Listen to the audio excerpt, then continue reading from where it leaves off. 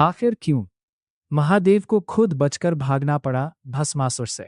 ऐसी रहस्यमयी कथा जिसे सुनकर आप भी चौंक जाएंगे। एक समय की बात है, एक भयानक असुर था जिसका नाम भस्मासुर था। उसकी एक ही इच्छा थी, दुनिया का सबसे शक्तिशाली असुर बनना।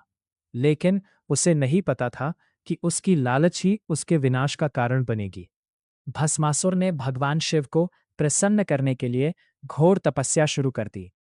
वो कई दिनों तक बिना खाए पिए भगवान शिव का नाम जपता रहा। आखिरकार उसकी कठोर भक्ति से प्रसन्न होकर भगवान शिव उसके सामने प्रकट हुए। भगवान शिव ने कहा, भस्मासुर, मैं तुमसे प्रसन्न हूं। मांगो, क्या वरदान चाहिए? भस्मासुर पहले अमर होना चाहता था, लेकिन भगवान शिव ने कहा कि जन्म लेने वाले हर प्राणी को एक दिन मरना ही पड़ता है। तब भस्मासुर ने चालाकी से दूसरा वरदान मांगा। उसने कहा, हे महादेव, मुझे ऐसी शक्ति दीजिए कि मैं जिसके सिर पर हाथ रख दूं वो तुरंत भस्म हो जाए। भगवान शिव ने उसकी तपस्या देखकर उसे यह वरदान दे दिया। लेकिन जैसे ही भस्मासुर को शक्ति मिली, वो घमंड में चूर हो गया। वो जोर जोर से हंसने लगा और बोला, अब मैं सबसे शक्तिशाली हूं, भगवान शिव से भी ज्यादा। फिर उसने सोचा कि क्यों न इस शक्ति को भगवान शिव पर ही आजमाया जाए।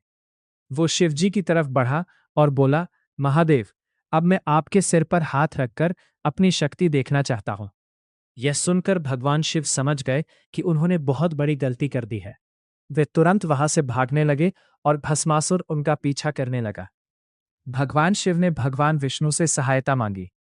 तब भगवान विष्णु ने एक सुंदर स्त्री का रूप धारण किया, जिसका नाम था मोहिनी। मोहिनी इतनी सुंदर थी कि भस्मासुर उसे देखते ही सब कुछ भूल गया। वो उसके पास गया और बोला, सुंदरी, तुम कौन हो? मोहिनी मुस्कुराई और बोली, अगर तुम मेरे साथ शादी करना चाहते हो तो पहले मेरे जैसा नृत्य करके दिखाओ। भस्मासुर तुरंत तैयार हो गया। मोहिनी नाचने लगी और भस्मासुर उसकी हर चाल की नकल करने लगा। धीरे धीरे नृत्य करते करते मोहिनी ने अपने सिर पर हाथ रखा। भस्मासुर ने बिना सोचे समझे वही किया। जैसे ही उसने अपने सिर पर हाथ रखा, उसका अपना वरदान उसी पर काम कर गया और वो तुरंत जलकर राख बन गया। तभी भगवान विष्णु अपने असली रूप में प्रकट हुए। भगवान शिव ने उन्हें धन्यवाद दिया। इस कहानी से हमें सीख मिलती है कि घमंड और गलत शक्ति का उपयोग हमेशा विनाश की ओर ले जाता है और भगवान हमेशा अपने भक्तों की रक्षा करते हैं।